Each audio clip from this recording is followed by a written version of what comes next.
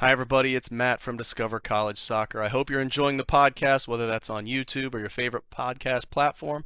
Don't forget to hit the subscribe button. I also wanted to let you know about the Discover College Soccer Study Table. This is our brand new online portal that is complete with a 14-part online course giving you all of the ins and outs of the college soccer recruiting process. There's also a wealth of resources such as checklists, templates. There's the spreadsheets that have every soccer program in the country, along with their coaches, their contact information, their social media information, some basic stats about the school, and more. Plus, there's an online community where you can ask your questions, share your wins, your losses, any questions that you may have around the college soccer recruiting process. It's all there at the Discover College Soccer study table that you can find at discovercollegesoccer.com/study table, and hopefully we will see you there. Hi, everybody. Welcome to Discover College Soccer. Today, I'm lucky enough to be joined by Coach Kayleigh Lambrechts from Mississippi Valley State University. Welcome, Coach. Thank you. Thank you. Thanks for having me. Yeah, thanks for being here. Very excited to talk to you since you are taking over the Mississippi Valley State program there. It sounds like you've been there not quite 6 months yet, but I'm sure you're getting hard to work. And one of those things would be recruiting. So I mean, obviously you're early in the system, but you and I are talking, we're 10 days away from the good old January 5th or June 15th date that's on a lot of people's minds as Division One schools can talk to folks. So how are you gearing up for the recruiting process in terms of, I mean, obviously those are class of 25. So how far along are you with the 24s? Are you still wrapping up 23s at this point? I mean, what does it look like for you as a new coach at a Division One? So obviously my first priority was 23 since as is known, we had a very tough fall. So my priority when I came in was to make sure we have a decent squad for 23 where we can actually compete and hopefully get us back where we belong. So I wrapped up 23 a couple of weeks ago. So obviously I'm in the process of 24. Now to me, for since so many kids are coming in for 23. I'm kind of holding off on my 24s to commit anybody just yet. For that reason is since there's so many kids coming in, I just want to make sure what I have. And obviously, it's always different when we put them together. At the end of the day, it's individuals we're recruiting right now. So once we kind of get preseason properly going and have that first couple of games under our belt, I think it's going to be more clear for me where in what direction I need to head for 24. So. Okay. Well, in terms of looking ahead for this next year, right? How do you see your recruiting process in terms of inbound students, folks emailing you saying, "Hey, coach, would love to come," versus outbound, you reaching out, whether it's going to events, talking to club coaches, whatever the case may be. How does that juxtaposition work of those two ways to recruit? Um, I'm always a big fan of always seeing kids in person. So obviously our camps are very important. We started implementing those again since I got here. So for us, those camps really mean recruiting wise. It gives me a chance to see the younger kids and kind of go from there, start that communication. At the same time, when kids email me, I always try to email them back. Especially now when we hit that mark that we can speak to the 25s, it's a great way to start communicating. So that gives me an opportunity, of course, for to go out and see them in person. For me, it's really hard to recruit just based on highlights and videos, because as you know, you can just put the best part in there. But it's a good basis to have before going out there. So since I've been doing this for a little bit now, you start to get to know people. You start to have people out there that can help you recruit. Since I'm currently by myself, I don't have an assistant coach yet, so for me, it's sometimes hard to make every single event. So it's very easy and nice to have people out there that I can say, hey, this person emailed me, they're going to be there. Are you going to be there? Can you keep an eye out for me? And kind of just go from there and obviously be open to that player that so and so is coming for them and to watch them for me, basically. Okay. Well, in terms of things you're looking for in players. Again, you're kind of in a rebuild mode, right? As a new coach there, but what is that hierarchy of things that you're looking for in a player, whether that's on the field stuff or off the field stuff? To me, and that's always the first thing I cover in any phone calls or any conversations I have is character. I can teach you any skill all day, but I can't teach you character. That's really you. So for me, it's important how that player reacts to um, things that come on during the game. So obviously, when it comes to club, you have kids all over that wanting to play, wanting to improve, all that kind of good stuff. In high school, is sometimes a little bit harder situation because you can't really recruit as a coach. So I like going to those games just because sometimes you have a really good player, and they're surrounded by not that quality players. So it's good to see what their character is. Are you helping the team? Are you picking them up when they're losing? Are you how are you are you selfish? Are you when you get down 1-0, how do you respond to that? Do you know your team? All that kind of good stuff. So for me, more importantly, it's the character and mentality on and off the field compared to the skill and all that kind of good stuff. Okay. Well, in terms of building your roster, I mean, I'm just guessing that's not a Mississippi accent that you have there. So, are you looking internationally at all? Are you how does the transfer portal fit in with so many kids in there these days? Does international and transfer recruiting fit into your process? Yeah, so of course I'm originally from Belgium, so obviously that somehow helps me, of course, in the Europe aspect. I have some agencies back home that I know personally, so obviously they help me out. With me coming in so late, it was kind of hard to start that process. Of course, with NCAA, all their paperwork and some of the embassies are still not fully working after the whole COVID situation. So right now, I mainly looked at obviously transfers from JUCOs that can come in and create some maturity for my team. And then obviously I looked at lots of freshmen from around here in the States. I think looking forward, there will be some internationals coming in. The reason for that is just because I like what they bring to the table with their culture and different ways of soccer that they taught over the years and with that mix of Americans coming in. But right now, what we're bringing in for 23 is mainly Americans, and then I have a couple internationals that are coming from JUCOs. Of course, I have my eye on the transfer portal, but at the same time, we need to realize where we were last year. So it's a rebuilding year. It's getting the kids that want to play, that want to fight for where we want to be. So the main focus was just finding kids that believe in me, believe in where the school wants to go in the future, and kind of start that process together. Okay. Well, in terms of your roster makeup, your roster size, and I know it's gonna be maybe a little bit different this year, but is there a roster size that you feel is ideal that you would like to have, whether it's not this fall, but moving forward? Mhm. To me, preferably, I always like to have a roster of 28 to 32, like in between there somewhere. Um, how season is over here is just a lot of games in short amount of period. So I always want to be prepared. Injuries do happen. Unfortunately, people do quit sometimes in preseason, so we have to be prepared for all the scenarios that could be out there. And then also you have usually a 3 goalkeepers, so it's kind of 28 is a good number to have. You also want to make sure it's not too big, just because obviously you want to keep the kids happy in some way. It's not saying like that they're going to be unhappy, but you also don't want to make it too big where you don't even know all your kids personally, because I do believe that's important. Yeah, no, that makes a lot of sense. Well, let's talk a little bit more about the school. I mean, I know you've only been there a few months, but what are some of the things that you found that you really enjoy about the school that kind of sets it apart? Maybe some things we wouldn't necessarily know just by going through the website. I One of the first things I noticed over here is obviously how supportive everybody is.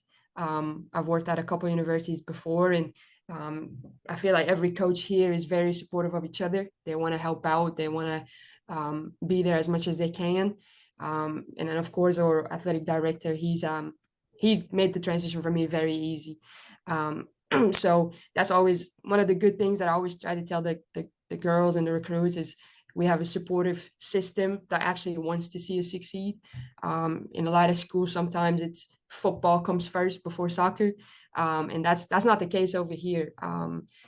They really try to push us as much as we can. They try to improve our facilities, because obviously we're at the D1 level, so we want to have those facilities, and that's really important to push there. So that's one of the things, of course, that you can't find on the website, but that's one of the things that stood out to me, and I think that's one of the most important things to feel that support, and that the team feels it from the school and not just from me. Well, speaking of support, a lot of times for an incoming high school kid to college, balancing the academics with the athletic requirements and all that is being an athlete, how do your students really make that balance? What support systems does the school offer to help your students support or to succeed on the field and off the field? Definitely. So of course you have me. I'm very big on academics. At the end of the day, you're here for your education. So we do study hall. I keep track of the hours. I keep track of your grades. We have one of the rules in our handbook is if you have a D or an F on a certain test, I want to know from you and not from your professor. Kind of just have that communication so we can help out before it's too late type thing. And then also we have our academic counselors that just help out for our athletes. So we have a certain person that makes sure that all our players are on track to graduate, that they are in the right classes. If they need summer classes, just to be sure, we put them in there. They send me an overview of study hall as well. So every week, so our incoming freshmen and or transfers, they have a certain amount of study hall hours they need to complete. So I get a list of that halfway through the week, how many hours they've done so far. That way, if they are obviously in red, that means there is something going on that we need to fix before the end of the week type thing. And then at the end of the week, they send me a review again. They also keep me updated with obviously their grades, their midterms, final grades, if there's a problem with a professor. So basically an overall picture, which obviously helps me out a lot. There's so many things going on at the same time, and having that help is great for me, but also for the kids. They also have that person's phone number, and they have a group chat together, so that way they can send reminders, they can ask questions and actually feel comfortable and not have to like tiptoe around anybody, because obviously freshmen have a lot of nerves sometimes coming into college and being away from home. So I think that's one of the biggest things. And lastly, we have obviously our professors. We are a D1, but we're not one of those massive D1s. So that's definitely helpful. Professors know the kids, which ones are athletes and stuff. So if there's anything going on, if there's a problem, if someone's missing class and I'm not aware of, they are contacting me or they come to my office. So that's definitely those things that help me, because obviously if you don't go to class, you don't train either. And kind of have that communication. Okay. Well, let's fast forward to the fall, your first full season at the helm. Can Mhm. you walk me through what you think a typical week is going to look like for the players in terms of when is class, meals, practice, the game cadence, all that kind of thing? So obviously preseason a bit different since we don't have class yet. But usually I try to train. If we do 2 a days, I like to train once at 7 in the morning, just because the heat, over here it gets pretty hot. So I want to make sure we kind of beat that. So preseason is usually 2 a days, twice a week, just because the balance of intensity and all that kind of good stuff. So obviously there's included fitness, weights, technical sessions, tactical sessions, especially with so many new kids. Is the big picture is going to be a lot of playing, trying to see what fits good together and so on. And then obviously when classes starts, they usually go to the class from 8 till usually 2 p.m. We train around 3:30. We play Friday, Sunday. And then obviously they have breakfast, they eat lunch, and then we train before dinner. That way they can, if it's a heavy session, they can load up again on their carbs before going to bed, which is important for their recovery. And then we also have a nutrition station on campus where the athletes can go twice a day and get extra fuel for whatever is needed. So if they end up going to the gym, they can stop by, get Powerade, water, granola bars, protein shakes, like stuff like that. And that's definitely something that's helpful since Like I said, with the heat, we burn a little bit more than usual. So those things are definitely helpful for us, and one of the recruiting points definitely to have that station as well. Oh, it sounds great. Okay, well, let's talk a little bit more about the soccer side there. I mean, obviously you haven't had your first full season yet, but how do you think you're going to be in terms of your coaching style and how you want the team to play in terms of their style of play? So obviously, as a coach, you always want to aim high. If you don't believe in your team, who's going to? So we're definitely aiming for ending that top three spot. That's what we're doing. That's what we're aiming. And the way I like to play is I like to play from the back. That's how I always played as a player myself. And I just want from my goalkeeper to my forward, I want everybody to be comfortable with their feet, and take the chances, take the risk.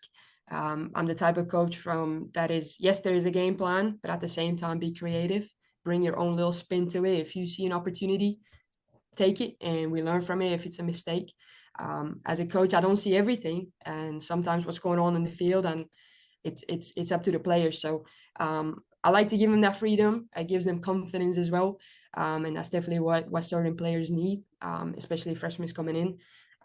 But at the same time, I think the most important part is knowing that I care, for players to feel comfortable. I think one of the biggest things is making sure they don't have to tiptoe around me, and that's going to bring back into their game.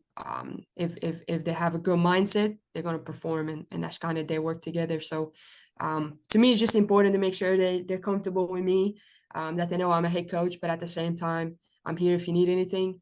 And I think that's going to reflect back in the game, and kind of just go from there. Okay. Well, you did just kind of wrap up your quote unquote non-traditional season, right? The off season, the spring. Correct. So can you tell me what kind of went into that? What players can expect to do when they're not in the main season? So obviously my off season was a bit different, just because of the situation we were in the fall. So what we mainly did this past spring was working on that culture. I don't think there was a very stable culture there. At the end of the day, one of the two things that we talked about a lot was we over me. You're not always going to have the play time that you want, or you're not always going to agree with the decisions I make. But at the end of the day, the team needs to come first. And how supportive can you be, when things are not going your way? So we did a lot of that, a lot of team building, lots of little fun games, kind of just to make sure that we don't have groups anymore. That's one of the first things I noticed when I came in was a lot of little groups, and that's something I wanted to get rid of. And then besides that, we did lots of fitness and gym workouts, because obviously that's something we needed, and I wanted them to know what they could expect coming into fall. So there's no surprises when they come back in, and that they can leave with a good mindset going into summer. So that's kind of what we did. Lots of that, obviously, lots of sessions where I based off where how I want to coach, how I want to go into certain games. We did play a couple games, so I just wanted to see where we at, where we can go, what the potential was, and that's kind of how our spring went. And we played 3 games, and we tied one and won 2. So I think that's a massive improvement, going forward into fall. Absolutely. Well, congrats on that. Well, Coach, I like to end these with one question that's kind of the same for everybody, but if you had one piece of advice, one nugget you want to share with any parent, player, anybody going through the college recruiting process, looking at playing in college, what would that one piece of advice be? I think the main thing for me is always, look at every opportunity. A lot of kids get stuck on the D1 label, and myself, I played NAIA, and I think you need to explore every option you get, even if it's something that you might not be interested in, even if it's a location that you might not think is a good fit for you. I would say still go look at the school, speak to the coach, because you never know. You can fall in love with a program without realizing that is the right fit, and at the end of the day, that's what you need to do. And you don't need to chase that D1, D2, all that kind of good stuff. As long as you have a good fit for you, and you see yourself there for 4 years or 2 years, if it's the JUCO, then that's all that matters. Nobody has to have an opinion on that when it comes. At the end of the day, I always tell my recruits, it's your college career. I have mine. So that's all I can say, honestly. All right. Well, fantastic advice. Well, Coach, we wish you nothing but the best of luck in your first full season. Hopefully I you can appreciate that. continue to get the program back on the right track. And if you do make it to any events down here in Florida, Bradenton, any of those ECNL events, give me a shout. Happy to show you around and connect in Definitely. real life. All right. Definitely. I appreciate it. Awesome. Thanks, Coach. All right. Thank you.